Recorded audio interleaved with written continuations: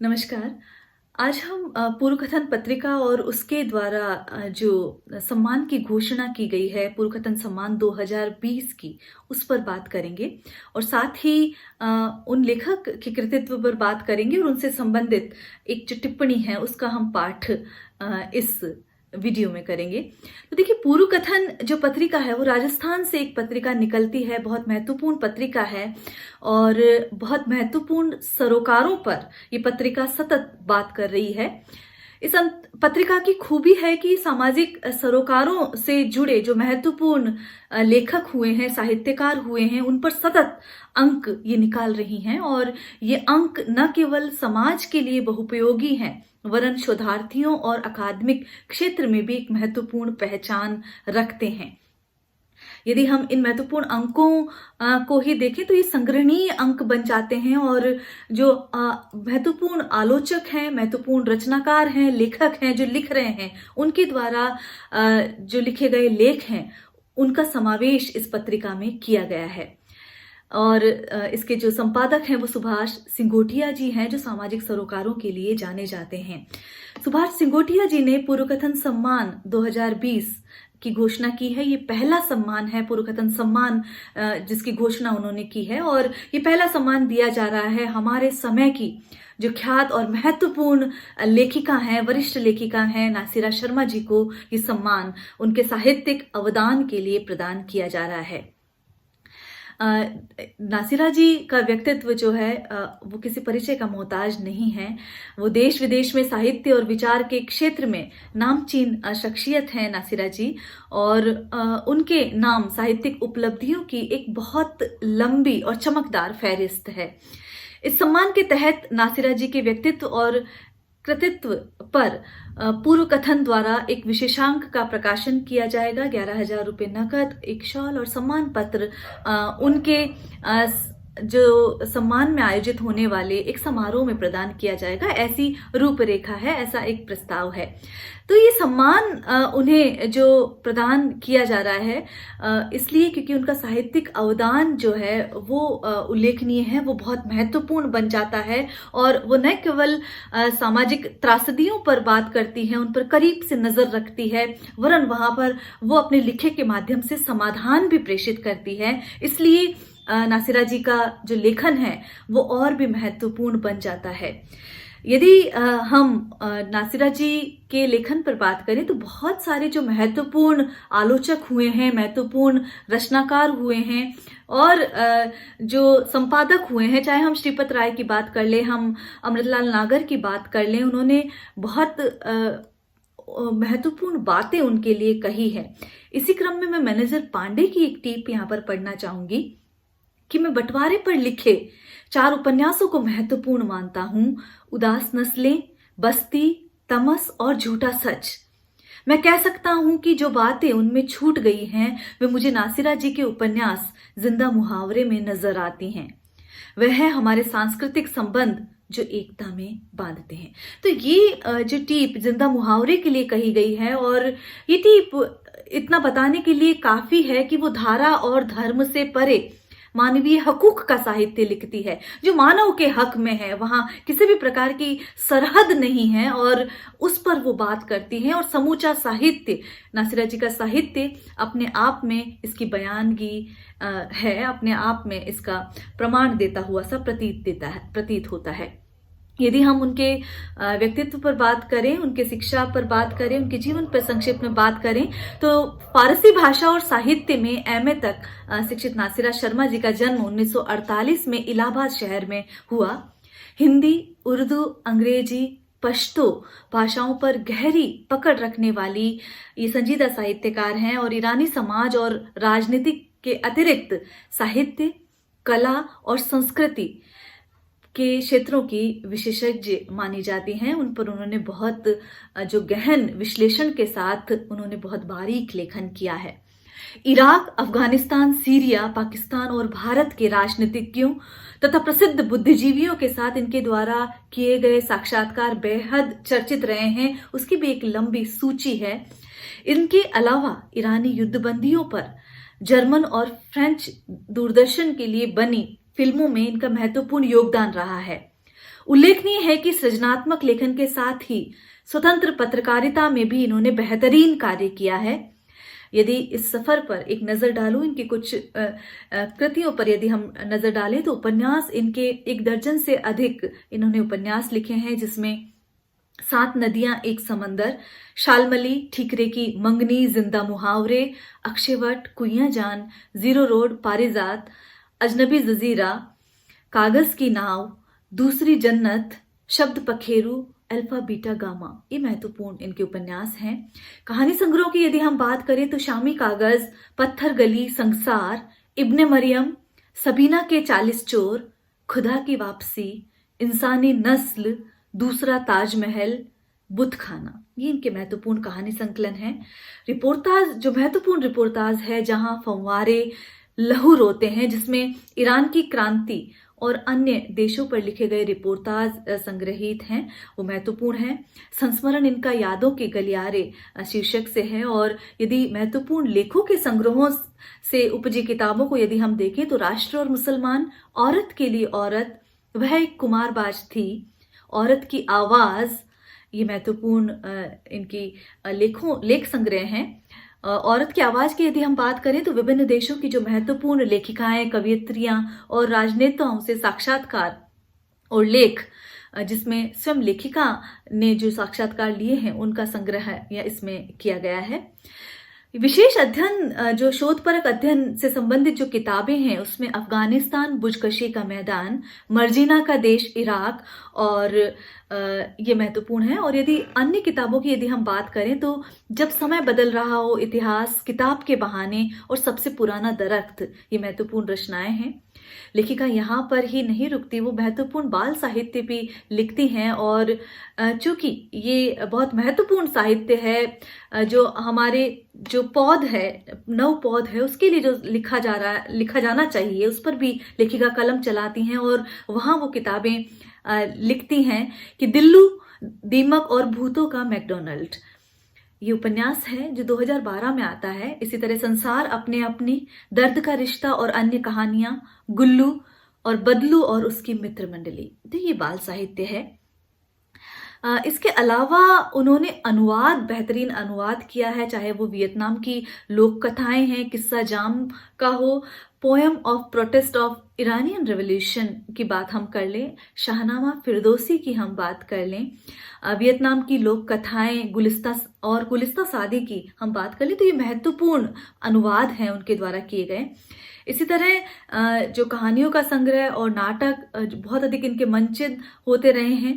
पत्रकारिता के क्षेत्र में साक्षात्कार, इन्होंने सारे साक्षात्कार शोध और पुस्तकों के लिए लिए हैं। उसमें ईरान, पेरिस, इराक और इन सभी देशों के जो महत्वपूर्ण हस्ताक्षर और राजनेता हुए हैं, साहित्यकार हुए हैं, उन सब पर उन्होंने उनके साक्षात्कार लिए हैं और उनको संकलित उन्होंने किया है।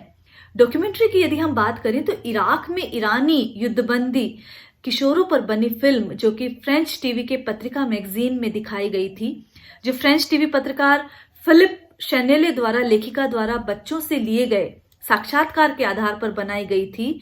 1983 में पेरिस में दिखाई गई, जिसके बाद ईरानी सरकार जो इस सच से इनकार कर रही थी कि ये बच्चे हमारे नहीं हैं, उन्हें 100 बच्चों को वापस बुलाना पड़ा। और दूसरी फिल्म जो 1985 में उन्होंने बनाई, जर्मनी टेलीविजन के लिए पत्रकार नवीना सुंदरम ने बनाई थी, जिसमें बाकी के युद्धबंदी जो रमादी कैंप में मौजूद थे पर ये फिल्म बनी थी। तो ये एक महत्वपूर्ण डॉक्यूमेंट्री लेखन के रूप में जाना जाए। अंतर्राष्ट्रीय सेमिनार उन्होंने खूब अटेंड किए हैं, बुद्धिजीवी रही हैं और बहुत सारे विषयों पर, कला और संस्कृति और राजनीति के विविध जो क्षेत्र हैं, तमाम क्षेत्रों पर ये लिखती हैं। इतना लिखा है कि यहाँ पर मैं 1 घंटे पर उस पर लगातार बोला जा सकता है। लेकिन हम बात करेंगे उनके पूर्व कथन सम्मान पर, और नासिरा जी को पूर्व कथन की ओर से और हम सब की ओर से बहुत बहुत बधाई। और हमें बहुत खुशी है उनका लिखा हुआ पढ़ते हुए, और जब वो सामाजिक सरोकारों की बात करती है तो हमें गर्व होता है कि हमारे बीच इतनी संजीदा और इतनी महत्वपूर्ण लेखिका हैं, जो कि इतना महत्वपूर्ण लेखन सतत कर रही हैं। तो इस पूर्व कथन सम्मान के लिए एक टीप उनके रचनात्मक अवदान पर, और इसका शीर्षक दिया गया है इंसानी बस्तियों में खुदाई की तलाश। जब ये टीप लिखती हूँ तो उनका समूचा साहित्य एक जो चलचित्र की तरह सामने से गुजरता है, जितना मैं पढ़ पाई हूँ उससे संबंधित ये टीप है। लेखक अपनी लेखनी से ब्रह्मांड सिरजता है और उस लिखे से वे जर्रे जर्रे की सूचना देता है, उसकी मुखबिरी करता है। वे उसके घाव और खूबसूरती को देखता है और देखता है उसकी रवानगी भी। और यही सब यदि महसूस ही करना हो तो नासिरा शर्मा जी के लिखे में सहज ही महसूस किया जा सकता है। वे कहती हैं कि इंसान के अंदर पलती जिजीविषा मुझे सर्जन के स्तर पर बांधती है और जीने की यही छटपटाहट मुझे लिखने की प्रेरणा देती है। नासिरा जी के लेखन की ठोस जमीन की शुरुआत ईरान के सामाजिक सांस्कृतिक परिवेश को करीब से जानने समझने और वहां की क्रांति से होती है। वे पत्रकारिता, शोध और कथा साहित्य तीनों विधाओं में ईरान और उसकी समस्याओं पर लिखती हैं। इस प्रकार नासिरा जी साहित्य की अनेक विधाओं के साथ साथ सामाजिक सरोकारों और विश्व राजनीति से संदर्भित समकालीन प्रश्नों पर भी प्रभुत लेखन करती हैं। जब वे धर्म पर बात करती हैं तो कहती हैं मानवता सबसे बड़ा धर्म है, और यदि दुनियावी धर्मों की बात करती हैं तो अपने लिखे से ये संदेश देती हैं कि धर्म को खत्म करने की जरूरत नहीं है, वरन खिलाफत उसकी संकीर्णताओं पर होनी चाहिए। तो ऐसे महत्वपूर्ण मुद्दों और सरोकारों को लेकर वे सतत लिखती हैं। नासिरा जी कहती हैं मैं मुसलमान हूं, पति हिंदू, मोहब्बत हिंदी से जबकि मादरी जबान उर्दू है, पढ़ाई फारसी में की है। तो बहुत अनुभवों से गुजरता हुआ उनका लेखन है जो कि समृद्ध करता है। नासिरा जी के लिखे में गांव है, उसकी संस्कृति है, शहर है, शहरों में इलाहाबाद है और लखनऊ है तो बंबई भी। सारतः वहां ग्रामीण, कस्बाई और महानगरीय परिवेश में जीता दौड़ता भागता अपने जीवन को करीब से देखता इंसान है। और ये इंसान कभी औरत की शक्ल में उतरता है, कभी आदमी का चेहरा लेकर उपस्थित होता है। कहने के लिए वहां किसी एक विषय के लिए आरक्षण नहीं है, वहां बहुत सारे विषय हैं और बहुत सारी वाजिब चिंताएं। वे अपने लिखे से ये सवाल करती हैं कि जब इंसानियत शर्मसार हो रही हो तो लेखक का क्या दायित्व होता है। अगर नासिरा जी के संपूर्ण साहित्य का सामाजिक चेतना के आलोक में मूल्यांकन करें तो उनका लेखन नारी चेतना के ठोस धरातल का निर्माण करता हुआ, जिसे ठीकरे की मंगनी में देखा जा सकता है, कामकाजी महिलाओं की दोहरी समस्याओं एवं दाम्पत्य जीवन में उससे उपजी विसंगतियों पर लेखनी चलाता हुआ ईशालमनी में देखा जा सकता है, स्त्री के मूल अधिकारों पर विमर्श करता हुआ बहिस्ते जहरा में देखा जा सकता है, देश विभाजन की त्रासदी में करवट लेते सांस्कृतिक मूल्यों पर चिंता जताता हुआ जिंदा मुहावरे में हम ये देख सकते हैं, जीवन की जद्दोजहद में रिश्तों की जमीन तलाशने का प्रयास करता हुआ ये पारिजात में देख सकते हैं, आधी आबादी का अपने अधिकारों के प्रति जागृति हेतु आह्वान करता हुआ तो ये खुदा की वापसी में देखा जा सकता है, करता नजर आता है। वस्तुतः नासिरा शर्मा के कथा साहित्य के कथानक मानवीय संबंधों की स्थापना की कश्मकश में रत हैं। धर्म के नाम पर आज अनेक भ्रम पैदा हो रहे हैं।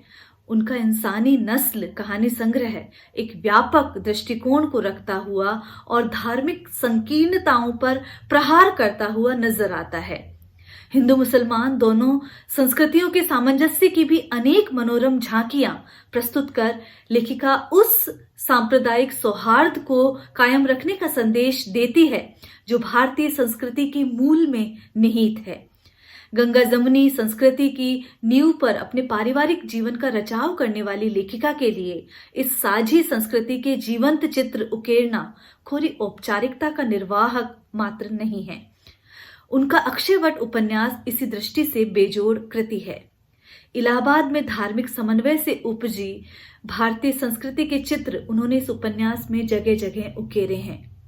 विजयादशमी का पर्व पूरे भारत में मनाया जाता है, मगर जो एकता इलाहाबाद में दिखाई देती है वह कहीं और नहीं। ये अक्षयवट उपन्यास में नासिरा शर्मा जी लिखती हैं। वस्तुतः जीवन का एकाकीपन इन्हीं उत्सवों में टूटता है और थकान उतारने का बहाना देता है। दोनों ही संप्रदाय शहर के इस हंसमुख चेहरे को देख मगन हो उठते हैं। ये भी अक्षयवट उपन्यास में वो लिखती हैं।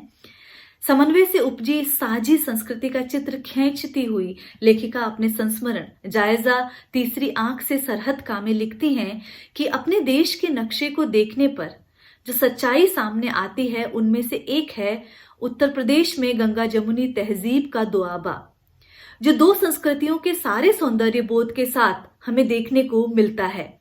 और ये नशा तब और गहरा हो जाता है तो आसिफ उद्दौला में बदल जाता है।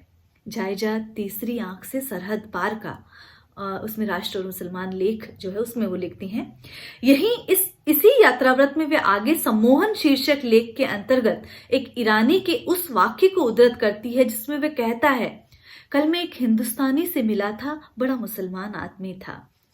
ये विस्तार कोरी सोच का नहीं है बल्कि उस सम्मोहन परक प्रभाव का भी है जो ईरान और भारत के बीच उपस्थित है और जिसकी कसौटी हमारी साझी सभ्यता, संस्कृति एवं एशियाई मिट्टी है जो तमाम संप्रदायों एवं धर्मों से ज्यादा पुरानी, गहरी और उपजाऊ है। नासिरा जी के लिखे को देखें तो छुटपन से उनका लेखन के प्रति आकर्षण शुरू हो जाता है। उनके पास संवेदना से लबरेज हृदय है और तर्क और मननशील दिमाग भी। वे लोक कथाएं लिखती हैं और विभिन्न देशों के मिथकीय संबंधों में सहसंबंध खोज रोचक किस्से लेकर आती हैं। यह नासिरा जी के लेखन में विशुद्ध किस्सा गोई नजर आती हैं। जैसे जैसे नासिरा जी का लेखन समसामयिक मुद्दों की ओर मुड़ता है वो कुछ मुखर और अधिक जिम्मेदारी से भरा नजर आता है। यदि समीक्षक की दृष्टि किस्सागोई को बाधक मानते हैं और नासिरा जी की कथा साहित्य को जब हम इस दृष्टि से इस कसौटी पे उतरते हैं तो वे खरी उतरती हैं। वहां गहन अन्वेषण है, सूचनाएं हैं, इतिहास है, आत्मान्वेषण है और विषय वैविध्य का आग्रह है। उनकी कहानियों का लोकतंत्र बहुलतावादी है और हर जीवन की बेचैनी है। उनका लिखा एक जाग और चौंक का समन्वय है। वे बताना चाहती हैं कि इंसान जब जागता है तो वह बहुत खूबसूरत लगता है और उसकी जिंदगी का सच किसी भी विचारधारा को पीछे छोड़ देने की क्षमता रखता है। वे इंसानी रिश्तों की रफूगर हैं, चिंताओं और बेचैनी को मथना जानती हैं, शब्दों की पारखी हैं, विभिन्न भाषाओं के शब्दों से छनकर आती रोशनी की तासीर पहचानती हैं और उसका प्रयोग करके आनंदित भी होती हैं। निसंदेह यह एक परिपक्व, बौद्धिक और प्रतिबद्ध लेखक की बड़ी खूबी है जिससे बतौर लेखक नासिरा जी की एक मुकम्मल शख्सियत तैयार होती है।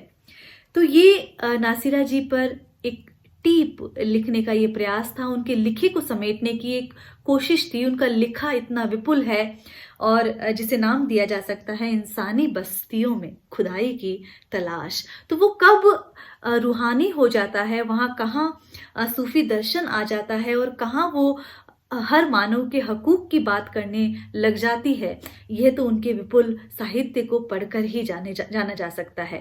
फिलवक्त हमारी ओर से नासिरा जी को पूर्व कथन सम्मान 2020 के लिए बहुत बहुत बधाई और सुभाष सिंघोटिया जी को इस सम्मान के माध्यम से उनके लिखे को जन जन तक पहुंचाने के लिए उनका भी बहुत बहुत आभार। नमस्कार।